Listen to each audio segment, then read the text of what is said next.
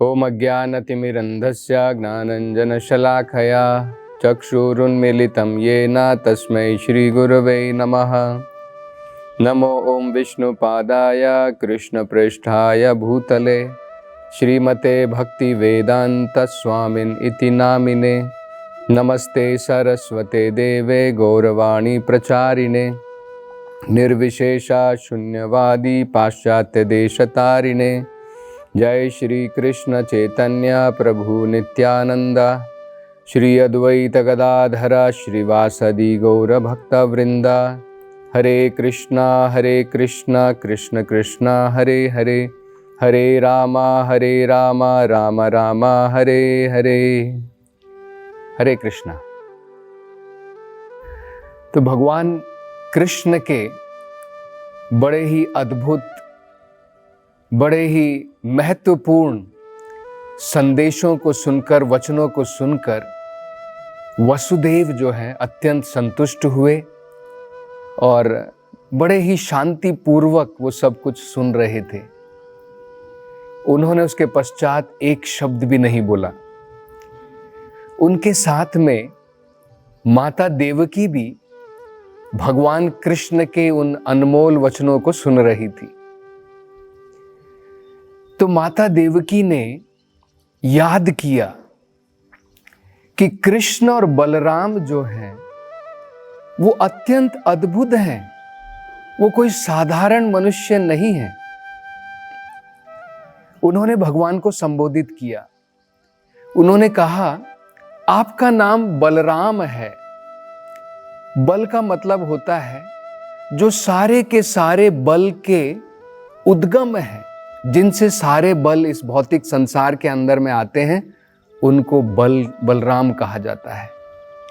और राम का मतलब होता है जिनके कारण आध्यात्मिक आनंद की प्राप्ति होती है। राम का मतलब होता है आनंद। तो कहते हैं कि आप बलराम हैं और कृष्ण जो है वो योगेश्वर हैं, सारे योग शक्तियों के ईश्वर हैं, उन्हें योगेश्वर कहा जाता है।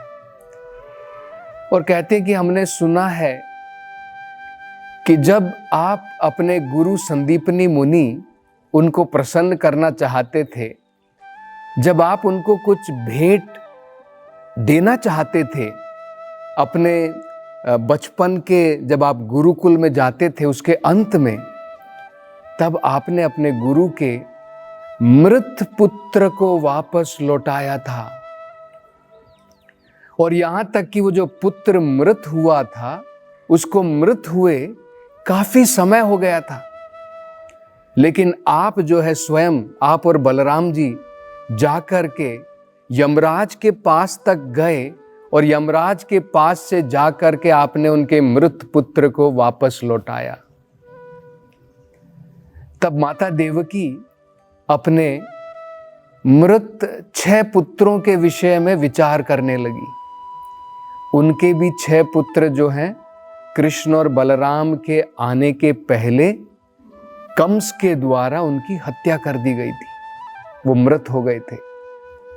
बलराम जी 7वें पुत्र थे, कृष्ण 8वें पुत्र थे, लेकिन उनसे जो पहले 6 पुत्र थे, कंस ने उन सबका वध कर दिया था। तो जैसे ही माता देवकी ने अपने पुत्रों को याद किया, उनकी आंखें भर आई दुख के कारण, और उन्होंने कृष्ण और बलराम से ये निवेदन किया। उन्होंने कहा कि जिस प्रकार आपने अपने गुरु संदीपनी मुनि को संतुष्ट करने के लिए उनके मृत पुत्र को वापस किया, मेरे ऊपर भी वो कृपा करो। मेरी भी ये इच्छा है कि मैं अपने पुत्रों को जो मृत हो चुके हैं, मैं उनको कम से कम एक बार देखना चाहती हूँ, और तब जाकर के मेरा हृदय जो है, माँ का हृदय, वो शांत हो पाएगा। तो जब कृष्ण और बलराम ने अपनी माँ की इस प्रकार की निवेदना सुनी, तो तुरंत अपनी योग माया शक्ति के द्वारा कृष्ण और बलराम जो हैं, इस ब्रह्मांड के नीचे की तरफ कुछ ग्रह होते हैं, कुछ ग्रह जो हैं ये मध्य में है, जैसे पृथ्वी है, कुछ ग्रह ऊपर की तरफ होते हैं जिसे स्वर्ग लोक कहा जाता है। नीचे की तरफ जो ग्रह होते हैं वो पाताल लोक कहलाते हैं। तो उसमें एक ग्रह है जिसका नाम है सुतला। तो सुतला, अतला, वितला, ऐसे बहुत सारे नीचे के ग्रह हैं। इन ग्रहों में दैत्य वास करते हैं, जिस प्रकार से ऊपर के ग्रहों में देवतागण वास करते हैं। तो सुतला में भगवान कृष्ण के एक बड़े ही महान भक्त, जिनका नाम आप सबने सुना होगा, दैत्यराज बलि महाराज, वो जो है वहां पर वास करते थे। हिरण्यकशिपु के कुल में पैदा हुए प्रहलाद महाराज, उसके बाद में बलि महाराज, इस प्रकार से ये प्रहलाद महाराज और बलि महाराज जो हैं, ये बड़े ही महान भक्त थे। इनका जन्म असुरों के घर में, दैत्यों के घर में जरूर हुआ था। तो बलि महाराज की कथा तो हमने सुनी है कि किस प्रकार बलि महाराज चक्रवर्ती थे। उन्होंने जो है सभी लोकों के ऊपर विजय प्राप्त कर ली थी। इंद्र के सिंहासन को भी उन्होंने जो है उनका हरण कर लिया था। और उसके कारण भगवान कृष्ण जो हैं, उन्होंने वामन का रूप धरा और वामन के रूप में उन्होंने बलि महाराज से कुछ मांग की। उन्होंने 3 कदमों की मांग की। और बलि महाराज जो हैं वो बड़े ही दान करने वाले जो है उस प्रकार के व्यक्ति माने जाते थे, उस प्रकार से बड़े विख्यात थे। तो जब भगवान ने कहा कि मुझे केवल 3 कदम की भूमि चाहिए, तो बलि महाराज ने निवेदन किया कि आपको चाहिए तो मैं अपना सारा राज्य प्रदान कर देता हूँ, आपको चाहिए तो मैं अपना पूरा जीवन आपको प्रदान में कर सकता हूँ।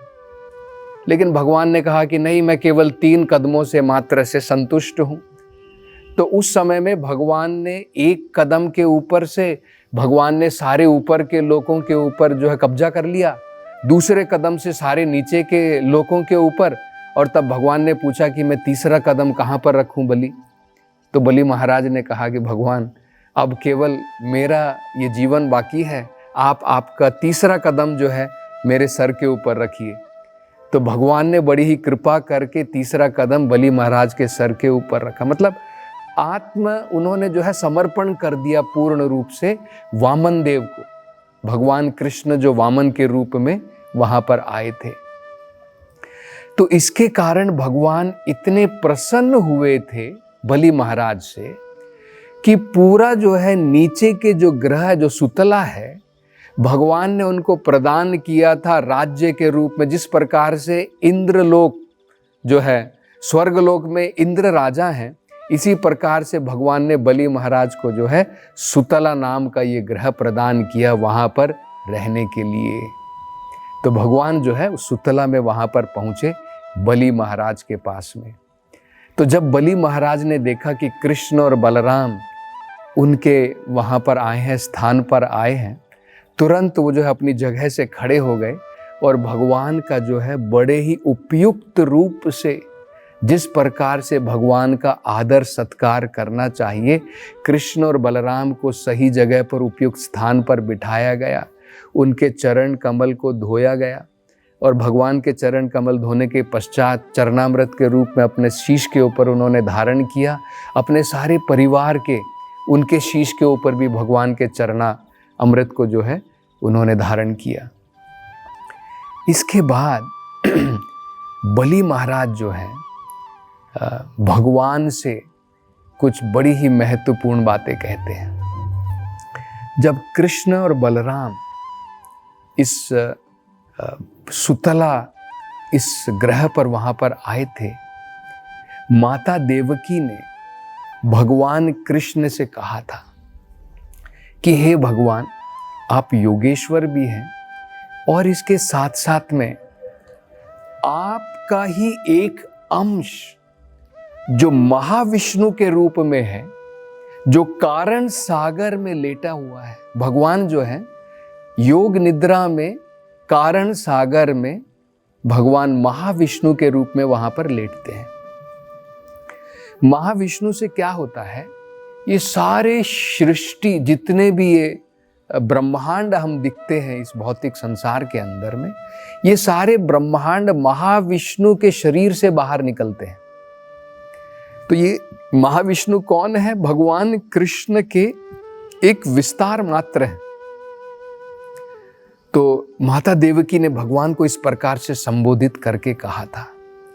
और यहां पर दैत्यराज बलि वो भी इसकी व्याख्या करते हुए कहते हैं, वो कहते हैं कि भगवान आपके ही द्वारा इस भौतिक सृष्टि की रचना होती है, इसका पालन होता है और इस भौतिक सृष्टि का संहार आप ही के द्वारा होता है।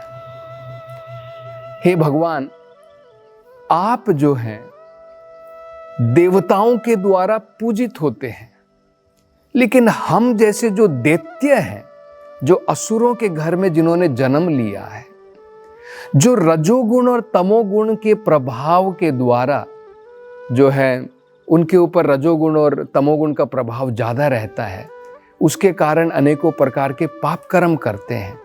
भगवान, आप असुरों के द्वारा पूजे नहीं जाते हैं, वो आपकी उपासना नहीं करते, वो आपको पूजते नहीं हैं, वो आपको समझ नहीं सकते, आपके दर्शन भी नहीं कर सकते हैं। यहां तक कि जो देवतागण हैं स्वर्ग लोक में, उनको भी आपके दर्शन अत्यंत दुर्लभ हैं।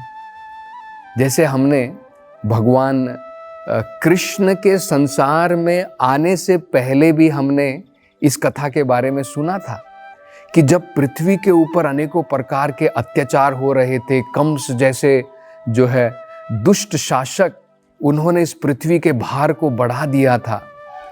तो क्या हुआ था? भगवान क्योंकि इस पृथ्वी के भार को कम करने के लिए आते हैं, तो भगवान जो है, जो इस संसार के अंदर में पृथ्वी के भार को कम करने के लिए जब यहाँ पर पधारे थे, तो भगवान ने अपने उस कार्य को भी किया, अपने महान भक्तों की रक्षा भी की और दुष्टों का संहार भी किया था। तो भगवान धर्म की स्थापना के लिए भी आते हैं। उस समय में अगर हम देखें, भागवत में बड़ा ही स्पष्ट तरीके से बताया गया है। ब्रह्मा जी आदि देवतागण पृथ्वी के साथ में भगवान विष्णु से, महाविष्णु से जाकर के प्रार्थना करते हैं। क्षीर सागर में जाकर के जो है, क्षीर सागर के छोर पर जाकर के प्रार्थना करते हैं कि हे भगवान, पृथ्वी का भार अत्यंत बढ़ रहा है इन दुष्ट असुरों के कारण, आप कृपा करके इस भौतिक संसार में आप अवतरित होइए, आप स्वयं आइए और इस पृथ्वी के भार को कम कीजिए। तो वहां पर उस संदर्भ में भागवत में बताया है, ब्रह्मा जी जैसे महान देवतागण, उनको भी जो है भगवान के दर्शन दुर्लभ हैं।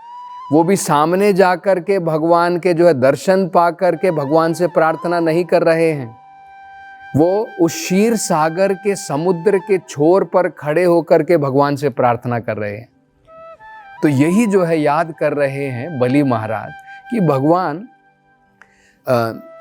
दानवों को तो छोड़िए, देवताओं को भी आपके दर्शन जो है अत्यंत दुर्लभ हैं, लेकिन भक्ति के कारण, क्योंकि मैं आपकी भक्ति में लगा हुआ हूं भगवान, इसके कारण आपके दर्शन आज मुझे जो है उसका सौभाग्य प्राप्त हुआ। देखिए, भगवान जो है किसी कारण से सुतल ग्रह पर भगवान पधारे हैं, आए हैं, उसका एक कारण है। भगवान चाहते हैं देवकी माता के 6 पुत्रों को वापस करने के लिए भगवान वहां पर आए हैं। लेकिन भगवान देखिए, उस कारण के द्वारा आज बलि महाराज को ये अवसर प्राप्त हुआ है कि वो साक्षात भगवान के वहां पर दर्शन कर पा रहे हैं, और इसलिए बड़े ही आदर के साथ में वो भगवान से प्रार्थना करते हैं। और आगे वो भगवान से कहते हैं कि भगवान, मुझे जो है इस भौतिक संसार में और किसी भी ऐश्वर्य की कोई जरूरत नहीं है। मैं केवल आपसे यही विनती करता हूँ, यही आशीर्वाद की प्राप्ति करना चाहता हूँ कि जन्म जन्मांतर तक हे भगवान, मैं आपकी भक्ति में लगा रहा हूँ, आपकी परम भक्ति में हमेशा लगा रहा हूँ। मैं चाहता हूँ कि एक परम हंस की भांति जिस प्रकार से परम हंस होता है उस प्रकार से आपकी भक्ति में लगा रहा हूँ। ये बड़ा महत्वपूर्ण उन्होंने जो शब्द का प्रयोग किया, परम हंस। हंस जो होता है उसका एक बड़ा महत्वपूर्ण गुण क्या है? हंस अगर हम देखें, वेदों में बताया है, पानी और दूध अगर उसको एक साथ मिला दिया जाए, हंस जो है पानी को अलग कर देगा, दूध को अलग कर देगा। इसी प्रकार से मानव जीवन में जब कोई व्यक्ति परम हंस की उपाधि जो है उसको प्राप्त हो जाती है, जब परम हंस वो व्यक्ति बन जाता है, तो वो व्यक्ति जो है इस भौतिक संसार में जो भौतिक चीज है और जो आध्यात्मिक चीज है उन दोनों को अलग कर देता है। हम जो है, जैसे देखिए, हम अलग नहीं कर पाते हैं। हम सोचते हैं मैं ये शरीर हूं, लेकिन जो परम हंस होता है वो क्लियरली देख सकता है ये शरीर अलग है, आत्मा अलग है। तो इस प्रकार से होता है, वो आध्यात्मिक चीजों को और भौतिक चीजों को अलग से देख सकता है। भौतिक चीजों को छोड़ करके वो केवल आध्यात्मिकता में उसकी रुचि रहती है, उसे परम हंस कहा जाता है। और इस प्रकार के भक्त जो हैं, बलि महाराज बनना चाहते हैं, भगवान से निवेदन करते हैं कि मैं इस प्रकार की आपकी भक्ति में हमेशा लगा रहूं, उस प्रकार के आप आशीर्वाद जो है मुझे प्रदान कीजिए। तो अब भगवान जो हैं उसके उत्तर में क्या कहते हैं और भगवान अपना कार्यक्रम बताते हैं, वो सुतला ग्रह में वहाँ पर क्यों आए हैं, इसकी हम चर्चा अगली कथा में करेंगे। हरे कृष्णा।